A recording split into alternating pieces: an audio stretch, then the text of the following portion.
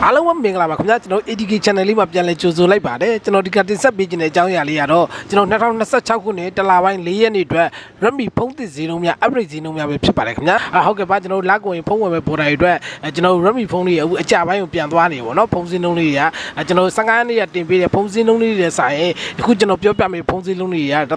1000ခွဲ2000လောက်ပြန်ကျနေတာကိုလည်းကျွန်တော်တွေ့ရပါတယ်ပေါ့နော်အားမို့ကျွန်တော်ဖုန်းဝယ်မဲ့ကျွန်တော်ပေါ်တိုင်းနေတဲ့ဈေးနှုန်းကျတဲ့အချိန်မှာဝယ်ထားသင့်ဖို့လည်းကျွန်တော်အကြံပြုပါတယ်ခင်ဗျာဟုတ်ကဲ့ပါကျွန်တော်အခုပြောပြမယ့်ဖုန်းဈေးနှုန်းလေးတွေကတော့နေရာဒေသ၌အနေငယ်ကောင်အားလေးတွေရှိတတ်ပါတယ်ဗောနော်ဒါကိုတော့ကျွန်တော်နားလည်ပေးသိချင်ပါတယ်ဟုတ်ကဲ့ပါကျွန်တော် Redmi ဖုန်းသစ်ဈေးနှုန်းလေးရတယ်နေ့စဉ်နဲ့အများဈေးနှုန်းပြောင်းလဲနေတာဖြစ်တဲ့အတွက်ကျွန်တော်တို့ကြိုက်နေကြမယ်တိုက်နေတက်မယ်အရင်တော့ကျွန်တော်ခံမှန်းလို့တော့မရဘူးဗောနော်ဒါပေမဲ့ကျွန်တော်ကတော့ယနေ့ပေါက်ဈေးလေးကိုကြည့်ပြီးတော့ကျွန်တော်ပြောပြပေးတာဖြစ်တဲ့အတွက်ကျွန်တော်ရဲ့လူချင်းမိနေနေတဲ့ဖုန်းဝယ်တဲ့ခါမှာအဆင်ပြေချုံးမိပါစေတော့ဆုမကောင်းတောင်းပါတယ်ခင်ဗျာဟုတ်ကဲ့ပါကျွန်တော်ရဲ့ဒီဖုန်းဈေးနှုန်းလေးကိုသိချင်တယ်ဆိုရင်တော့ကျွန်တော်ရဲ့ဒီဗီဒီယိုလေးကိုအဆုံးထိလိုက်ကြည့်ပြအောင်ဖိတ်ခေါ်ပါတယ်ခင်ဗျာအားလုံးကျေးဇူးအထူးတင်ရှိပါတယ်ခင်ဗျာကျွန်တော်နံပါတ်1မိတ်ဆက်ပေးခြင်းတဲ့ဖုန်းလေးကတော့ Redmi A5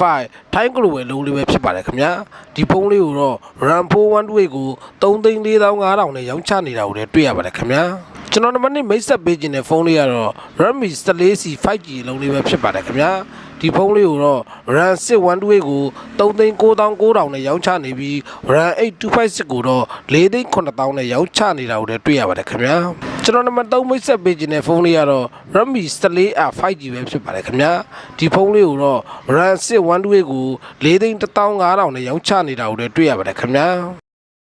ကျွန်တော်နံပါတ်4မိတ်ဆက်ပေးခြင်းတဲ့ဖုန်းလေးကတော့ Redmi 15C ထိုင်းကလိုဝယ်လုံးလေးပဲဖြစ်ပါတယ်ခင်ဗျာဒီဖုန်းလေးကိုတော့ RAM 612ကို4,4000နဲ့ရောင်းချနေပြီး RAM 8256ကိုတော့4,9000နဲ့ရောင်းချနေတာကိုလည်းတွေ့ရပါတယ်ခင်ဗျာကျွန်တော်နံပါတ်5မိတ်ဆက်ပေးခြင်းတဲ့ဖုန်းလေးကတော့ Redmi 15ထိုင်းကလိုဝယ်လုံးလေးပဲဖြစ်ပါတယ်ခင်ဗျာဒီဖုန်းလေးကိုတော့ RAM 8256ကို5,6500နဲ့ရောင်းချနေတာကိုလည်းတွေ့ရပါတယ်ခင်ဗျာကျွန်တော်နံပါတ်6မိတ်ဆက်ပေးခြင်းတဲ့ဖုန်းလေးကတော့ Redmi Note 12 5G ပဲဖြစ်ပါတယ်ခင်ဗျာဒီဖုန်းလေးကိုတော့ RAM 8256ကို5,3000နဲ့ရောင်းချနေတာကိုလည်းတွေ့ရပါတယ်ခင်ဗျာကျွန်တော်နံပါတ်9မိတ်ဆက်ပေးခြင်းတဲ့ဖုန်းလေးကတော့ Redmi Note 12 Pro 5G ပဲဖြစ်ပါတယ်ခင်ဗျာဒီဖုန်းလေးကိုတော့ RAM 1256ကို6,9800နဲ့ရောင်းချနေတာကိုလည်းတွေ့ရပါတယ်ခင်ဗျာကျွန်တော်နံပါတ်10မိတ်ဆက်ပေးခြင်းတဲ့ဖုန်းလေးကတော့ Redmi Note 30 5G ပဲဖြစ်ပါတယ်ခင်ဗျာဒီဖုန်းလေးကိုတော့ RAM 612ကို5,2000နဲ့ရောင်းချနေပြီး RAM 812ကိုတော့5,4000RAM 8256ကိုတော့5,6500နဲ့ရောင်းချနေတာကိုလည်းတွေ့ရပါတယ်ခင်ဗျာကျွန်တော်နံပါတ်9မိတ်ဆက်ပေးခြင်းတဲ့ဖုန်းလေးကတော့ Redmi Note 30 Pro 5G ပဲဖြစ်ပါတယ်ခင်ဗျာဒီဖုန်းလေးကိုတော့ RAM 812ကို6,3000နဲ့ရောင်းချနေပြီး RAM 8256ကိုတော့6,8500နဲ့ရောင်းချနေတာကိုလည်းတွေ့ရပါတယ်ခင်ဗျာကျွန်တော်နံပါတ်10မိတ်ဆက်ပေးခြင်းတဲ့ဖုန်းလေးကတော့ Redmi Note 40 5G ပဲဖြစ်ပါတယ်ခင်ဗျာဒီဖုန်းလေးကိုတော့ RAM 812ကို5,4000နဲ့ရောင်းချနေတာကိုလည်းတွေ့ရပါတယ်ခင်ဗျာကျွန်တော်နံပါတ်7မိတ်ဆက်ပေးခြင်းတဲ့ဖုန်းလေးကတော့ Redmi Note 40 Pro ပဲဖြစ်ပါတယ်ခင်ဗျာဒီဖုန်းလေးကိုတော့ RAM 812ကို9,8900နဲ့ရောင်းချနေပြီး RAM 8256ကိုတော့8,4500နဲ့ရောင်းချနေတာကိုလည်းတွေ့ရပါတယ်ခင်ဗျာကျွန်တော်နံပါတ်7မိတ်ဆက်ပေးခြင်းတဲ့ဖုန်းလေးကတော့ Redmi Note 40 Pro Plus ပဲဖြစ်ပါတယ်ခင်ဗျာဒီဖုန်းလေးကိုတော့ RAM 1256ကို9,6500နဲ့ရောင်းချနေတာကိုလည်းတွေ့ရပါတယ်ခင်ဗျာကျွန်တော်နံပါတ်73မိတ်ဆက်ပေးခြင်းတဲ့ဖုန်းလေးကတော့ Redmi Note 15 5G ပဲဖြစ်ပါတယ်ခင်ဗျာဒီဖုန်းလေးကိုတော့ RAM 812ကို9,000ပတ်လည်နဲ့ရောင်းချနေတာကိုလည်းတွေ့ရပါတယ်ခင်ဗျာကျွန်တော်နံပါတ်14မိတ်ဆက်ပေးခြင်းတဲ့ဖုန်းလေးကတော့ Redmi Note 15 Pro 5G ပဲဖြစ်ပါတယ်ခင်ဗျာဒီဖုန်းလေးကိုတော့ RAM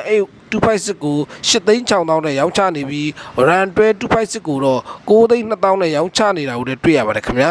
ကျွန်တော်နံပါတ်15မိတ်ဆက်ပေးခြင်းတဲ့ဖုန်းလေးကတော့ Redmi Note 15 Pro Plus ပဲဖြစ်ပါတယ်ခင်ဗျာဒီဖုန်းလေးကိုတော့ RAM 1256ကို17,4000ပတ်ချလဲနဲ့ရောင်းချနေတာကိုလည်းတွေ့ရပါတယ်ခင်ဗျာကျွန်တော်နံပါတ်16မိတ်ဆက်ပေးခြင်းတဲ့ဖုန်းလေးကတော့ Redmi Turbo 4ပဲဖြစ်ပါတယ်ခင်ဗျာဒီဖုန်းလေးကိုတော့ RAM 1256ကို8,9500နဲ့ရောင်းချနေတာကိုလည်းတွေ့ရပါတယ်ခင်ဗျာကျွန်တော်နံပါတ်16မိတ်ဆက်ပေးခြင်းတဲ့ဖုန်းလေးကတော့ Redmi Turbo 4 Pro ပဲဖြစ်ပါတယ်ခင်ဗျာဒီဖုန်းလေးကိုတော့ RAM 1256ကို10,000ပတ်ချလဲနဲ့ရောင်းချနေတာကိုလည်းတွေ့ရပါတယ်ခင်ဗျာကျွန်တော်နံပါတ်19မိတ်ဆက်ပေးခြင်းတဲ့ဖုန်းလေးကတော့ Redmi K90 Ultra ပဲဖြစ်ပါတယ်ခင်ဗျာဒီဖုန်းလေးကိုတော့ RAM 512ကို13,000ပတ်ချလဲနဲ့ရောင်းချနေတာကိုလည်းတွေ့ရပါတယ်ခင်ဗျာ ကျွန်တော်နံပါတ်19မိတ်ဆက်ပေးခြင်းတဲ့ဖုန်းလေးကတော့ Redmi K80 ပဲဖြစ်ပါတယ်ခင်ဗျာဒီဖုန်းလေးကိုတော့ RAM 256ကို17သိန်းခွဲပတ်ချလဲနဲ့ရောင်းချနေတာကိုလည်းတွေ့ရပါတယ်ခင်ဗျာကျွန်တော်နံပါတ်20မိတ်ဆက်ပေးခြင်းတဲ့ဖုန်းလေးကတော့ Redmi K80 Ultra ပဲဖြစ်ပါတယ်ခင်ဗျာဒီဖုန်းလေးကိုတော့ RAM 256ကို73သိန်း5000ပတ်ချလဲနဲ့ရောင်းချနေတာကိုလည်းတွေ့ရပါတယ်ခင်ဗျာ